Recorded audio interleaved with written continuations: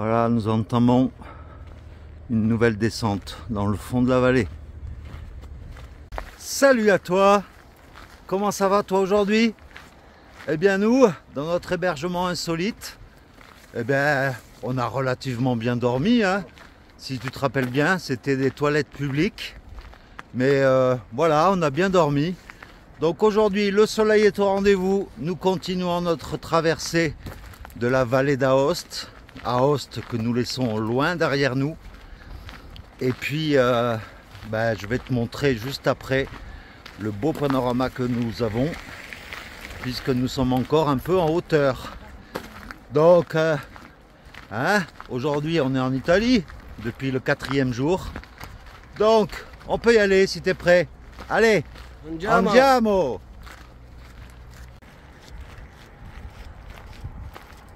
Voilà la continuité de la vallée d'Aoste.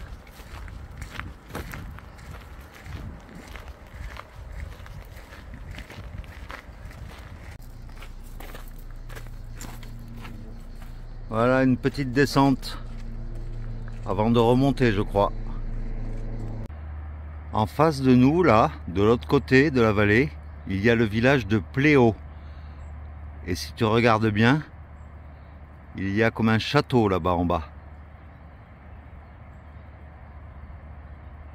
Sur les hauteurs de la vallée, nous voilà arrivés à Roate. Et comme je te le disais hier, le balisage est vraiment très bien fait. Il y a des indications de partout. Tu vois le symbole de la Via Francigena. Et notre prochaine destination, c'est Chiesa di Diemo. Et qui dit route des vins, dit bien sûr vigne, en terrasse, comme on avait pu croiser en Suisse.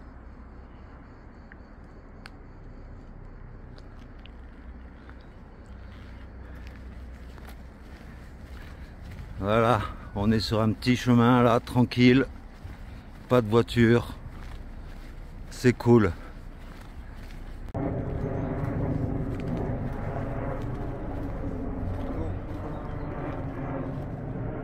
Qu'est-ce que c'est? C'est du chardon séché, ça? Mais il est où, Pierre? Oh.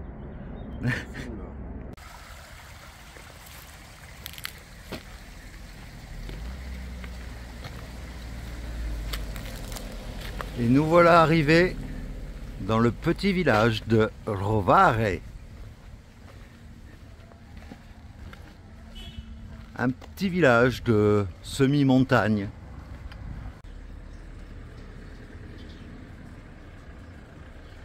Et en Italie, en plus des pancartes jaunes, tu as également en guise de balisage des flèches jaunes, des petits autocollants comme ça avec une petite flèche pour t'indiquer la direction. Ou alors tu as ce genre d'autocollant où c'est marqué noir sur blanc, Via Francigena. Ou alors il y a des petits autocollants comme ça. Ou enfin il y a ce genre de panneau.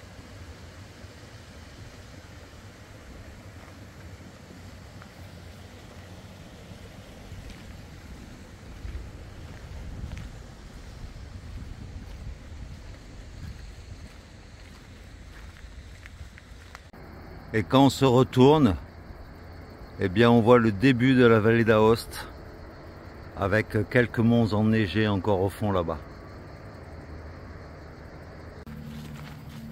Ces petits chemins comme ça de randonnée au milieu des chênes et de toutes sortes de végétation avec ce sol rocailleux, ça me fait vraiment penser à mes petites balades que je peux faire autour de Cahors dans le sud-ouest de la France. J'ai l'impression de revenir au pays.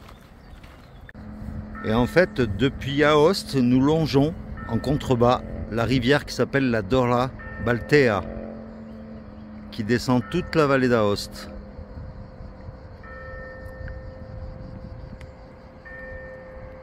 Voilà, hier, j'avais pas pu te montrer le panneau de Nu. Et bien là, on quitte la grosse agglomération de Nu. Mais on n'a vu aucun nudiste à Nu. Et voici l'église de la Maisonnette.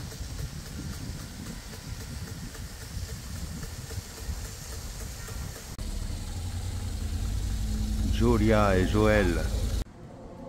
C'est jour de mariage à l'église de la Maisonnette.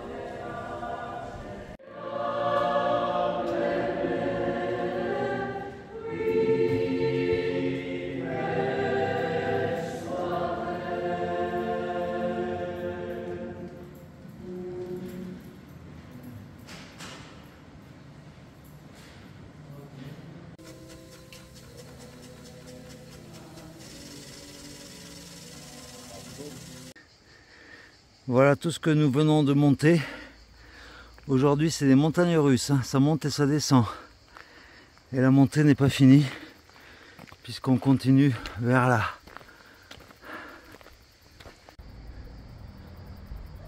Voilà en haut de la montée ce que nous avons comme vue. Ça vaut la peine quand même, hein. Avec tout à fait au fond là-bas, Aoste, tout à fait au fond.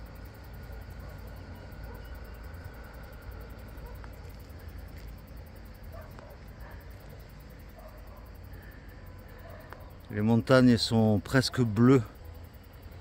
C'est joli, hein.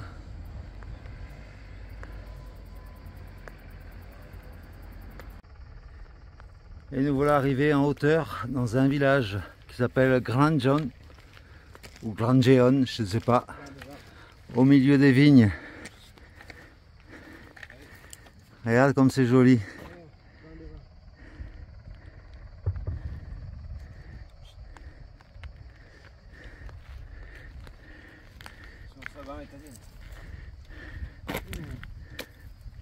Voilà. Et non, il n'y a pas de robinet. Et notre chemin continue au milieu des vignes en descendant.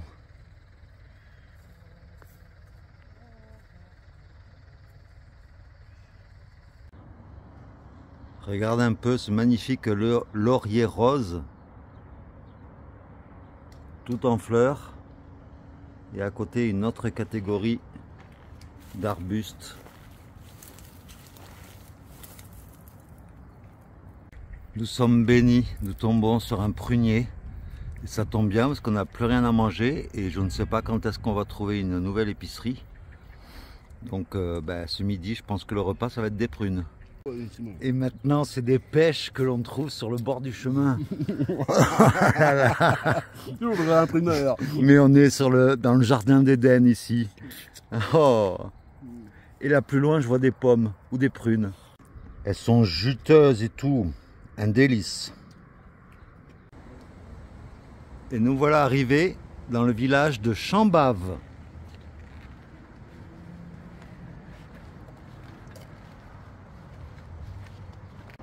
Et ici à Chambave, eh bien, nous sommes redescendus au fond de la vallée et on est à 485 mètres d'altitude. Ça faisait un moment qu'on n'était pas descendu aussi bas. Au niveau altitude, bien sûr.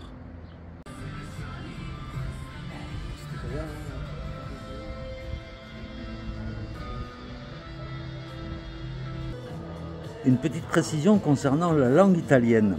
En France, quand on dit ciao, c'est plutôt pour dire au revoir. Et bien ici, ciao, ça veut dire salut. Voilà, c'est un petit truc à savoir. Et voici l'église San Lorenzo de Chambave, avec un petit randonneur qui est là. Et cette église date du XIe siècle. Regarde un peu la belle porte.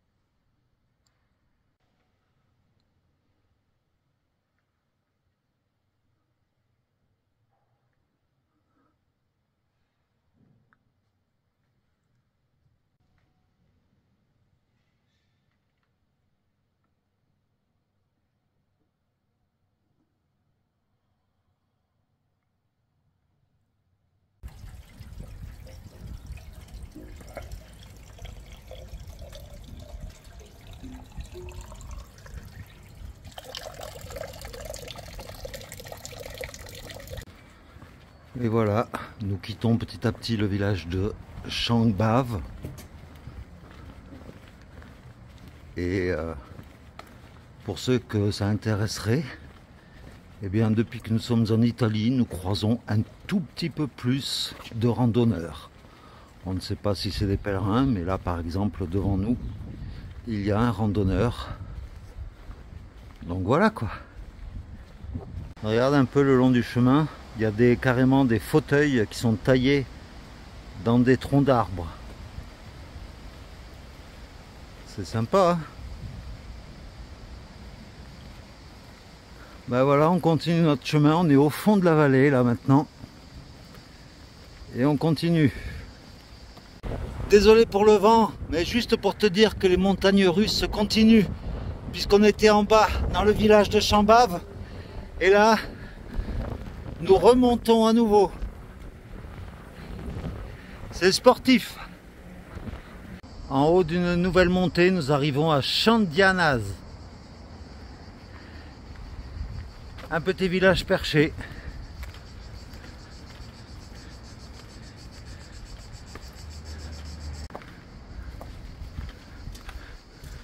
Un joli petit village avec des maisons toutes en pierre.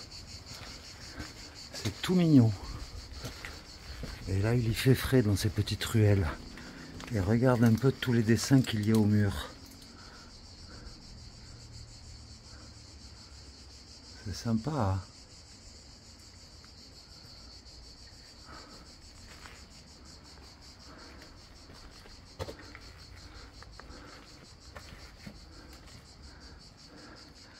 La via per Roma, la voie vers Rome.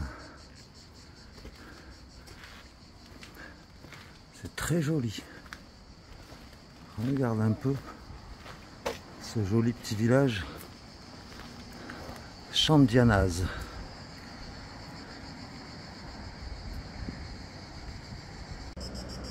Voilà, et maintenant nous redescendons.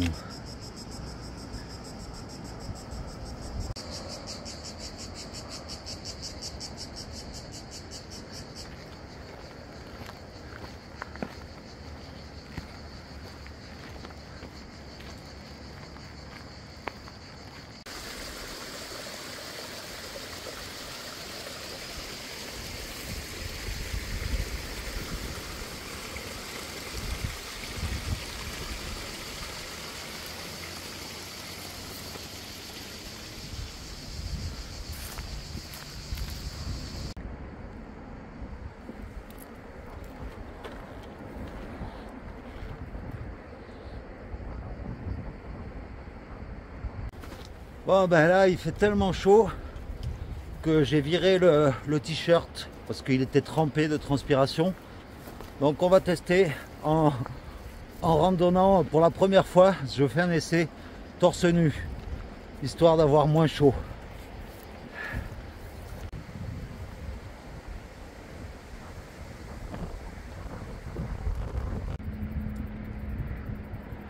Et voilà que nous remontons encore.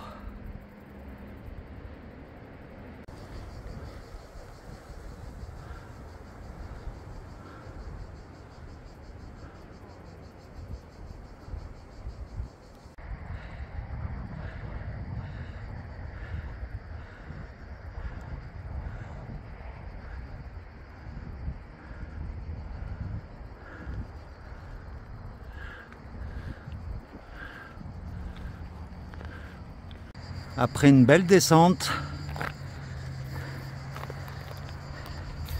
et bien voilà que nous remontons à nouveau. Décidément, faut pas avoir le tournis, hein. Un autre point positif du chemin italien, c'est que même perdu au milieu de nulle part, il y a des fontaines. Et par les chaleurs qu'il fait en ce moment, elles sont vraiment le bienvenu. Oh là là, ça fait du bien de se rafraîchir à une fontaine là comme ça. Et en plus, le coin où on a trouvé cette fontaine, eh bien il y a un petit coin un peu plus haut, très joli. Regarde un peu, c'est tout fleuri. Des fleurs de toutes les couleurs. Très sympa. Il y a plein de maisons abandonnées là, dans notre descente.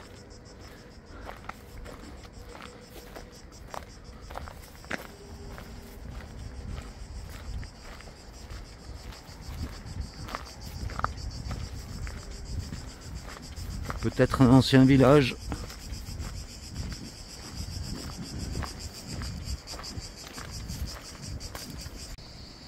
Une ancienne forteresse à l'entrée de la vallée d'Aoste. Bienvenue à Châtillon. Eh oui, encore un nom à consonance française. Et ce qui est bien, c'est que à l'entrée de la ville, c'est pas la première fois qu'on voit ça, il te marque les choses à voir et les services utiles dans la ville. Moi, ce que j'aime dans ces petits villages italiens, c'est ces petites ruelles avec des balcons fleuris. Bon, il y a un peu de vent, mais ça nous fait beaucoup de bien, je peux te l'assurer. Voilà, c'est des villages authentiques.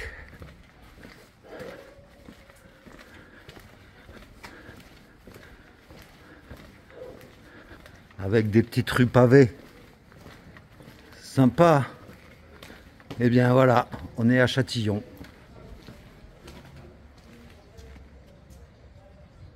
Et voilà la suite de la vallée d'Aoste.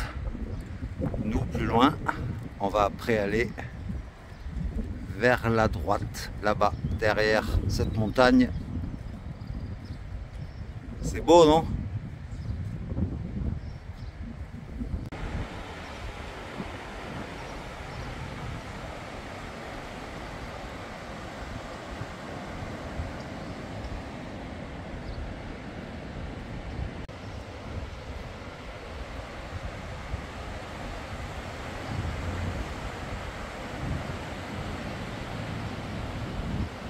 Comme tu peux le voir là-bas, il y a à nouveau une ancienne forteresse.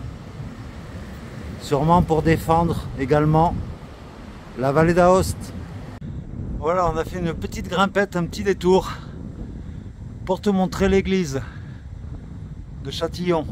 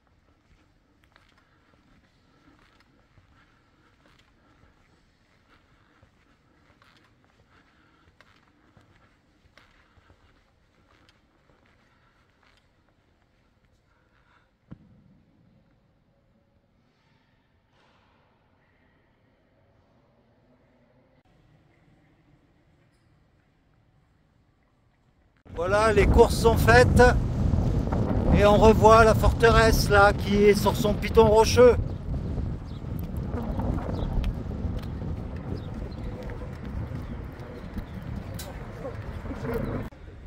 Voilà, nous voilà arrivés à Saint-Vincent.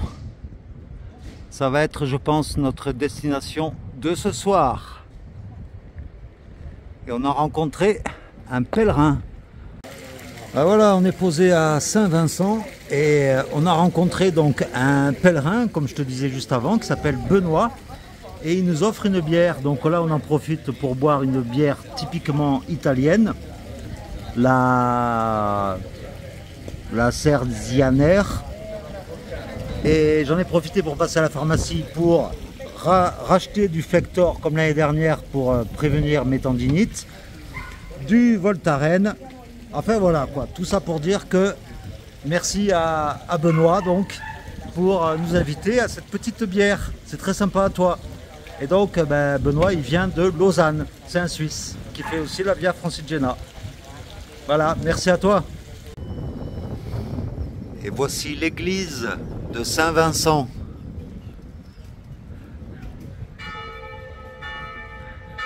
Avec une représentation de Saint-Vincent au-dessus de l'entrée.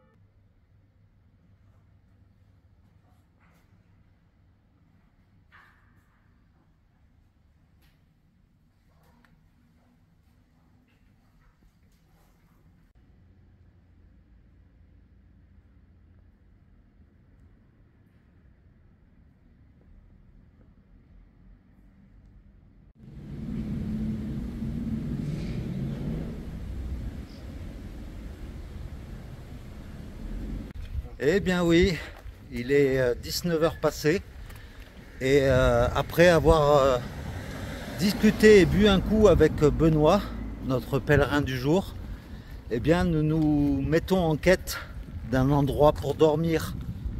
Donc là on est en pleine ville, c'est une ville assez moderne, donc on va essayer de retrouver le chemin et puis d'essayer de trouver un endroit pour dormir ce soir. Bon ben, il est 20 h 30, nous sommes toujours en quête d'un endroit pour dormir ce soir. Nous sommes à peine sortis de Saint-Vincent que ça remonte direct. Et par précaution, bien sûr, on a rempli nos poches à eau. Donc ça nous fait 2 kilos en plus. Et vu que j'ai une main qui est prise par une poche à eau et que ça monte, je ne peux pas me servir des 2 bâtons. Et on a les courses pour tout le week-end. Et on a les courses pour tout le week-end parce que demain c'est dimanche. Je vais crever. Voilà, attends d'avoir mis le campement pour crever. Si vous avez plus de nouvelles de moi, je suis entre Saint-Vincent et l'Infini, en Italie. Voilà, comme tu peux le voir, eh bien, on est bien monté. Le soleil vient de se coucher.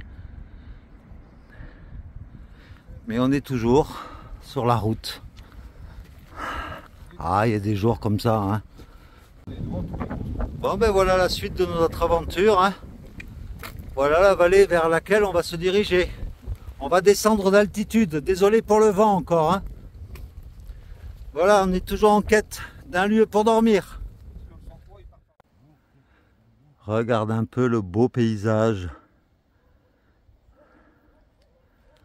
Par là-bas, c'est la continuité de la vallée vers laquelle on ira demain et les prochains jours. Une belle montagne et 2 belles tentes. Voilà, on a trouvé un endroit tranquille, juste à côté du chemin. Le chemin passe sur la route qui est là-haut. Donc de là, on est tranquille, aucun vis-à-vis. Et on aura le soleil qui va se lever juste en face là-bas. Elle est pas belle la vie? Et au repas de ce soir, une salade de boulgour, olives, plein de choses dedans. On a rajouté des morceaux de poulet. Voilà. Merci beaucoup. Et regarde devant. Santé à tous les abonnés. Santé, ouais. Santé à tous, ouais. Vive la Francigena. Exactement. Et vive vous. Regarde un peu le panorama qu'on en a, quoi. La nuit va bientôt tomber. Et là-bas, l'église. Et au fond, là-bas, il y a un truc brillant dans la colline, là-bas, dans la montagne. C'est une église, toute seule perchée, là-bas. Je vais faire un zoom pour toi. Voilà, c'est un peu flou parce que ça manque de luminosité. Mais voilà. Elle est perdue dans la montagne.